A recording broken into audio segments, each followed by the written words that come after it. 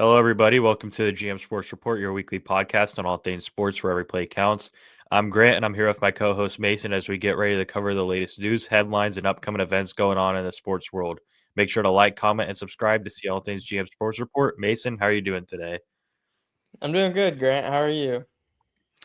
Doing good. We got a lot of news to dive into. The trade deadline is in a couple of days for the MLB, so that's heating up. We're kind of just going to do a kind of like an MLB trade deadline special. I'd say most of the things we're talking about is about that, so I'm looking forward to get into that. But first things first, we're going to start out with our hot take of the week, like how we do every week. So I'll let you go ahead and begin with that. All right, so my hot take of the week, it is that the New York Yankees are in trouble. Call it an overreaction if you'd like, but as of today, the Yanks are 6 games back from first, which they have held on to for most of I'd say, the first half of the season until like maybe the last couple weeks from that. And then after All-Star break, the second half of the season are 6 games back from first, and then 1 game ahead of third place in front of the Boston Red Sox. So. If they can't get on a hot streak or get anything going, I think it could be a rough and frustrating second half of the year.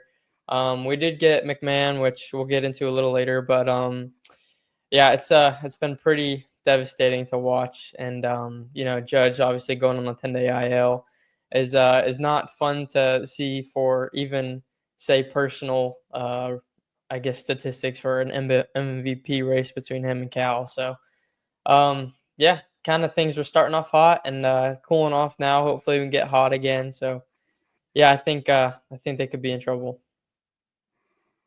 Yeah, I like it because my hot take is also about the Yankees. Yeah. It's pretty much along the lines of what you were just saying. I said Yankees need to make big moves at this deadline, or they can be in serious trouble with no Judge Yep. for about a month, and they're 57 and 49, which is second. Obviously, like you said, Red Sox are right behind them, and even the Rays are starting to come back into that Yeah. conversation. So, um, you know, this is something I was taking notes on when I was watching the Cubs play the Yankees right before the All-Star break. Outside of Judge, there was really no one in that lineup that worried me. Hmm.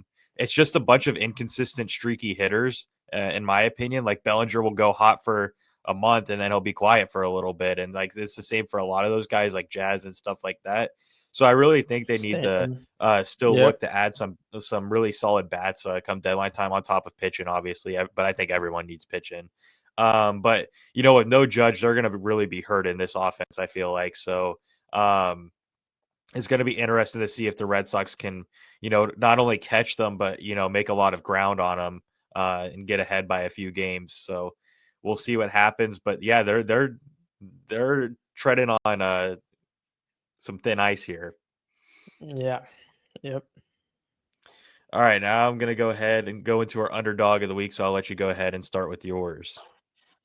So I don't think this guy's much of an underdog anymore, but I definitely wanted to shout him out. Nick Kurtz, man, Nick Kurtz is insane. I think he went 5 for 5, 4 home runs, and I think it was like 8 RBIs or something, and almost had an MLB record with 5 in a game. I think he was just a couple feet short of that, and man, he's just been balling. If you're an A's fan, however many of you are out there, I think that you'll be very excited to see a guy like Nick Kurtz and the rest of the young guys that are on the team as well, kind of taking over and showing some great glimpses for future, seasons. Yeah, I also went with Nick Kurtz as my underdog of the week. He's just been on fire, like you said. The game he went 6 for 6 with 4 home runs. It's just Six. absolutely insane. Just missed the fifth one. It would have been a home run in three different Mm-hmm. ballparks, is what they're saying. Yeah, he's been insane. The last month, he's leading every single stat in baseball for this last month. So it's pretty absurd what he's doing. He's gonna easily win AL Rookie of the Year. I've been kind of talking about the A's a lot throughout this season about how I really like what their young core is doing, and I think that this is just further proving that belief that he looks insane. Like he literally looks like a left-handed Aaron Judge right now, which is just crazy. So.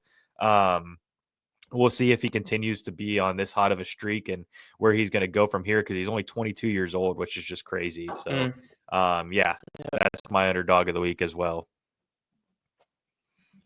2 for 2 on the same stuff I so know. far.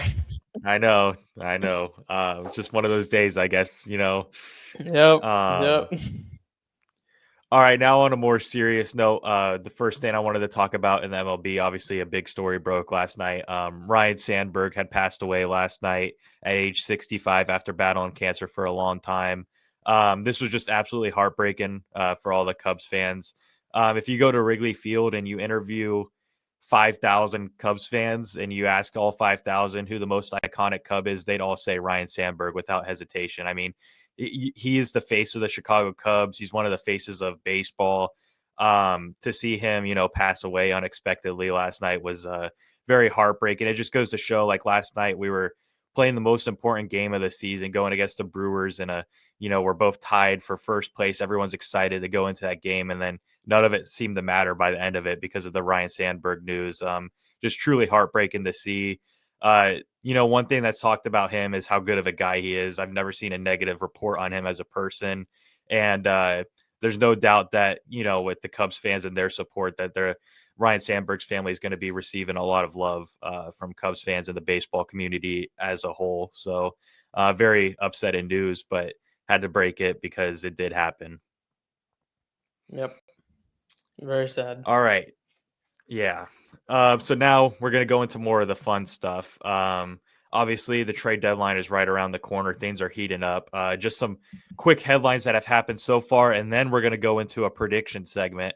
So we're just going to start rattling off some of the things that have happened, starting with three of the biggest trades that have happened so far. Starting with Josh Naylor being traded to the Mariners. Do you have any thoughts on that, or just it is what it Man, is? I'm not a big Josh Naylor fan. Just being a big Garrett Cole guy. But I think he is a good lefty veteran who went to an organization with an underperforming first baseman. They're currently 3 games back from first from the Astros, and we'll see if they can make a push for a division. But I think it's definitely a good addition for them. So, yeah, we'll see what happens with those guys. Yeah, I like that move for them. Adds a much needed steady bat to put with Cal Raleigh over there because they kind of have like a lot of inconsistent guys over there. So to have someone that Hmm. can steady hit for contact, occasionally hit for power, and Josh Naylor, that's a pretty big pickup for them. Something that's interesting is that I see the Mariners keep talking about Eugenio Suarez. I'm interested as to why, if they're so interested in him, why didn't they just do a package deal for the two of them? But we'll Right. see. The next trade that happened was Ryan McMahon to the Yankees. I know you're going to want to talk about this one for a little bit, so I'll let you go ahead. Yeah, I mean, you just mentioned them. He's no Eugenio Suarez, but McMahon's defense is definitely something that'll help the circus of the Yankees defense that they have now. It's still not great. You got Volpe bobbling balls over at shortstop. Jazz has definitely been looking better at second. That's where that's his position. So everything else is kind of looking a lot better. McMahon is definitely a great piece to add, but we didn't give up too much for something that could have just potentially been a rental with Eugenio Suarez. So I'm not too sure. There's too much of a loss, or as big of a um, loss to have gained from McMahon to Suarez, because McMahon could have could be a much longer deal than Suarez was. So I don't hate the move. It's definitely something that'll help us now and hopefully in the future. So yeah, we'll see. Yeah, it was a good trade. Ryan McMahon defensively is one of the best defensive third basemen in the league, and obviously it's Hmm. been an obvious report that the Yankees need help on defense. So they checked off a need right there with that. My whole question with him is the bat. It's clear as day Yeah. that outside of Coors Field, he's been a terrible hitter. Like just no ifs, ands, or buts about it. He's been a terrible hitter outside of Coors Field, which is the easiest stadium in all of baseball to hit at. So it'd be interested to see if he can translate some of that power to Yankee Stadium. I'm sure with the short porch, he'll be able to get a few home runs here and there. But the real concern is the striking out and the lack of contact and the lack of OBP, those kind of things. Those are a little eye raising, but you definitely needed some defense, and they got that with him. So it is a good trade for the price, and we'll see if they, if it works out for them or if they should have gone all in for a guy like Eugenio Suarez. We'll see. Yeah, I will say that he fits right into the Yankees lineup as far as strikeouts and not contact. So Yeah, Yeah, he's right at he'll fit home. right in. Yeah. Um, all right, the next and kind of final out of the big trades. There hasn't really been a big trade yet, but just like notable ones was Gregory Soto to the Mets. I don't really have too much thoughts on this. It's just kind of they needed a Mm-mm. relief pitcher, they got Yeah. one. Gregory Soto's always been like a solid arm. He's nothing crazy, but yeah, good move. I don't know if you have hmm anything to say on it, but I mean, I was just gonna say a lot. I've seen a lot of Mets fans happy about this. As far as his numbers, he's kind of had a few highs and lows mhm. from his time, throughout his career. So if you can kind of get those figured out in New York, I think it'll definitely help the Mets out a lot. Yeah, for sure. All right, now I'm going to list off three people that were in heavy trade talks that are probably not going to be getting moved anymore. Starting out with Emmanuel Clase from the Guardians. Now, he was a name being brought up a lot. A lot of people wanted him, obviously, one of the best closers in baseball. But he's in a gambling situation right now. And so I highly doubt that any team is going to trade for him now as that investigation goes on. Do you have any thoughts on that or just is I what it mean, is? I thought it was interesting because, when you were coming into free agency, everyone was kind of talking about Clase, where he could end up. He was a big name, or trade deadline. Yeah. Sorry, he was a big name. So I saw something that said the only team that would go for him now is the Los Angeles Dodgers, which is I think is funny. That's But funny. yeah, it's crazy because he could have ended up somewhere nice, but obviously he's Yeah, staying. yeah. Ironically enough, for that Guardians team, this is the second pitcher now that has been under investigation for the same thing too. First pitch balls. So it looks like they got a kind of a trend going on over there that they need to handle by the looks of it. The next guy that was on trade rumors that is not going to be getting traded anymore is Chris Bubich from the Kansas City Royals. He is out for the season after dealing with an injury. That was a big name for a lot of people. High end starter, was an all star this year, and he is now off the board. Yeah. I think with the Royals being third in division behind Cleveland and the first place Tigers, it's very unfortunate. And I know Royals fans will miss him a lot, but yeah, definitely sucks. Yeah. And then finally, another Royals pitcher that was in a lot of trade talks, Seth Lugo, signed an extension. So it's most likely he's not going to be getting traded now. hmm Yeah, I think it's kind of like a happy medium between him and Bubic, kind of being where they're at because Lugo's a good pitcher who seems to love playing in KC. So I think if you're a Royals fan, that's kind of something to be happy about. Yeah. So yeah, those are kind of the three names that were in a lot of talks that didn't end up aren't going to be ended up getting traded. But now we're going to do this little segment where we're kind of going to give our predictions on some names that are being thrown around. Now we're not going over every single player that's in trade talks right now. That would take way too hmm long. But we're just kind of going over some of the big names that have been trending around the last like 24 hours or so. And just give our prediction on what team we think is going to, end up getting them. Obviously, we're going to start with the number one sought after guy, I feel like, and that is Eugenio Suarez. So, Mason, where do you believe Eugenio Suarez will end up? I'm I'm just gonna kind of give names. I don't know who's kind of like best fit for what and like who has what to give. So I have been seeing three teams. I'm not too sure how likely they are, but I've been seeing the Cubs, the Brewers, and the Tigers. I was kind of surprised that the Tigers were kind of in the mix as well. I haven't heard too much about them, but kind of looking it up, seeing what teams are interested in them, I think Tigers could be a great fit for them as well. So yeah, out of those three, I think any of them have a chance. Yeah, I also have those three teams listed as the top destinations for him. Also with the Mariners there as well. I think Okay. all four of those teams really, could use him. Matt Shaw has been heating up a lot for the Cubs. He's been the Cubs' best hitter actually since the All Star break. But I think if you have a chance to get a guy that's hitting 36 hmm home runs right now, you go get the guy that's hitting 36 home runs. Anyways, I think that the team that will end up with him is the Detroit Tigers. I think that they're the best Yeah. fit for him. And it just makes so much sense to add a bat like that into the lineup. You have two really good left-handed power hitters in Riley Green and Kerry Carpenter, and then you can even it out with a right-handed bat in Eugenio Suarez. I think that's a great move for them to make. And I'm also saying this because I desperately don't want the Milwaukee Brewers to end up with Eugenio Suarez on their team. So Yeah, that's Now, my prediction. I was gonna like I like that a lot. I think the Tigers would fit him well. Would it be more of a rental thing, or could you see them signing him to like a longer term thing? That's the risk. I think with this whole Eugenio Suarez thing, I think this is the reason why it's stalling so much is because they're asking for a lot, and a lot of these teams know that there's only a chances for like not even a half a season. Um, Hmm. I don't know where his head is at. I think it's going to depend on where he gets traded, how he likes it, how he feels there. It's going to kind of be like a tryout sort of thing for him. So I'm not really too sure if he'll sign an extension right away once he gets traded to whatever team he ends up on. Right. But if he really likes the environment, likes the fans, likes playing for them, then I'm sure they can get something done. We'll see though. Yeah. Yep.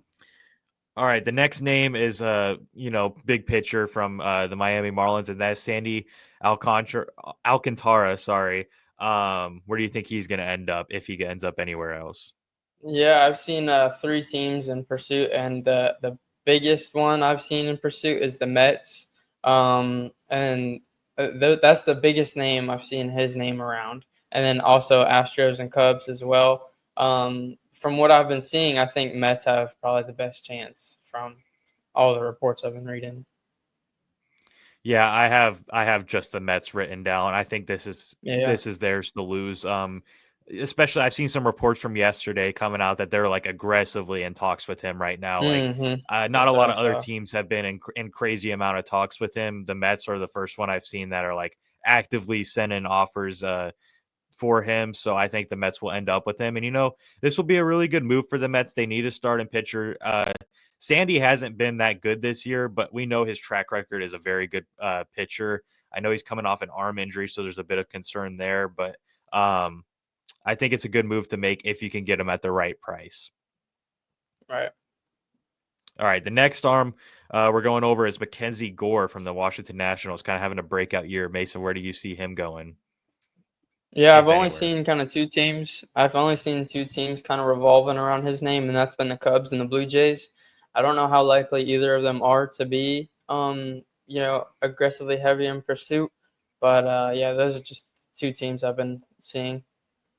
Yeah, if he goes anywhere, I have it written down that he's going to the Cubs. But I will say this: if the asking price remains at what it is right now, he will not get traded because they are asking Hmm. for the first mock trade I've seen. They were asking for our number one prospect, our number two prospect, our number six prospect, and our number 12 prospect. That is a haul for a guy like Mackenzie Gore. Mackenzie Gore's great, young player. He's controllable. You have him for a few seasons. A lot of upside there.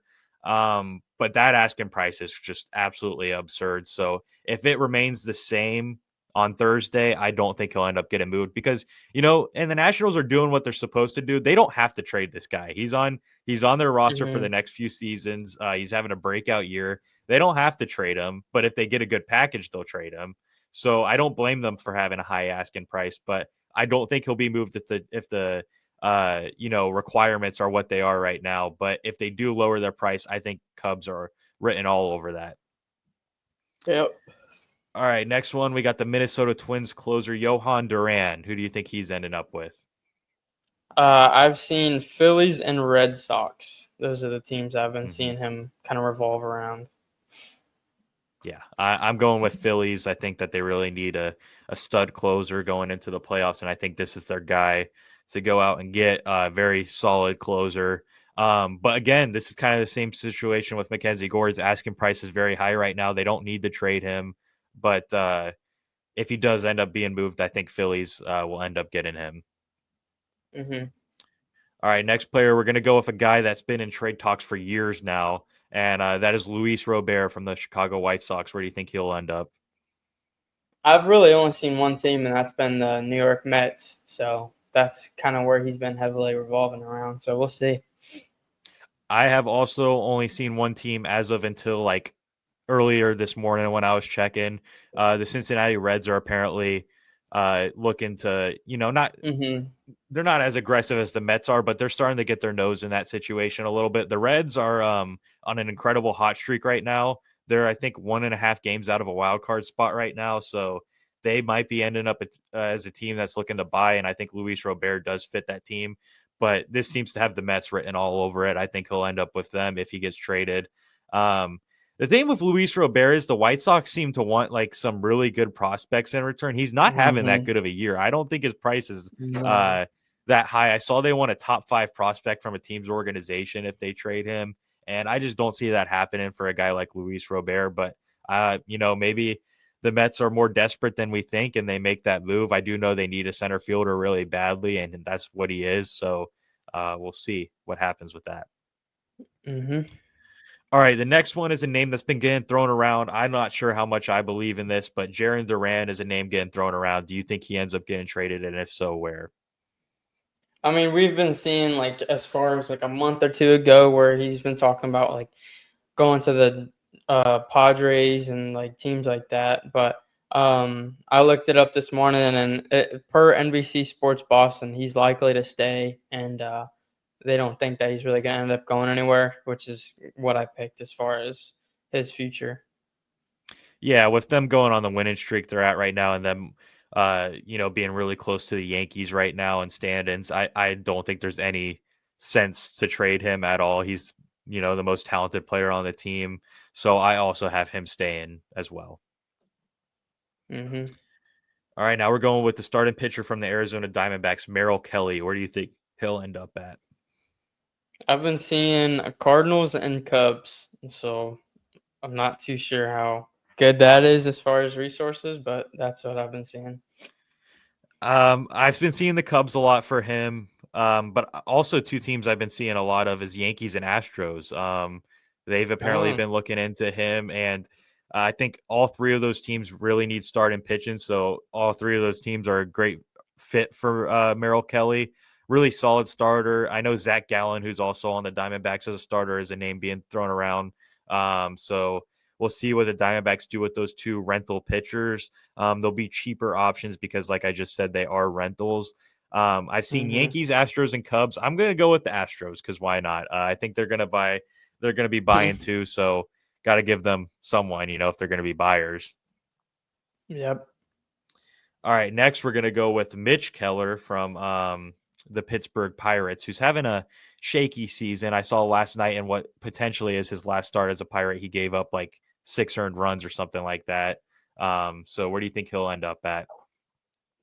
Uh, I've been seeing two teams, and that's Toronto and Mets. So again, I don't know which one or if those are like the top teams that are looking at them, but yeah, that's just what I've been seeing. I've been seeing Mets, Blue Jays, Yankees, and Cubs. Those are the 4 teams that I've Okay. been seeing for him. I think he's going to end up on the Blue Jays because that's another team that I think is going to be buying, and they do need starting pitching, and that seems to be the best fit there. The Cubs were in serious conversations, but it looks like it kind of stalled out a little bit because they asked for Owen Casey, who's our number 1 prospect, and I don't think the Cubs are too crazy on trading him for Mitch Keller. So I think my 2 final destinations I'll go with is Yankees and Blue Jays, but I think the Blue Jays will end up with him. Yeah. All right, and then we're gonna go after one that's very interesting, and that is Edward Cabrera from the Miami Marlins, the prospect that's having a really good breakout season. Yeah. I've been seeing the Blue Jays, Cubs, and Red Sox. Man, those teams have been having their names on pretty much almost every one of these top prospects as far as trades. So it's not a surprise for them to be in another name. Yeah, I got Cubs and Red Sox as the 2 final destinations in my head. I'm going to be biased here because I really want this pitcher, and I'm going with the Cubs. I know it's Hmm. going to cost a lot because he is a prospect and he is having a breakout year, and you're getting him for like 3 more seasons with tons of control and a good salary on him. But I think it's so worth it. He's just so electric, a right-hander that can throw high 90s with a big pitch arsenal. It's worth the price, in my opinion. So I'm picking the Cubs more out of a bias standpoint because I just really want him on this team and I can really see him thriving in Chicago. But yeah, I'm going to pick the Cubs for Edward Cabrera. Nice. All right, and then finally, a name that I would have never guessed in a million years, but it was reported last night by Ken Rosenthal that a lot of teams have been inquiring about him, and that is Stephen Kwan from the Cleveland Guardians. Do you think he ends up anywhere at the trade deadline?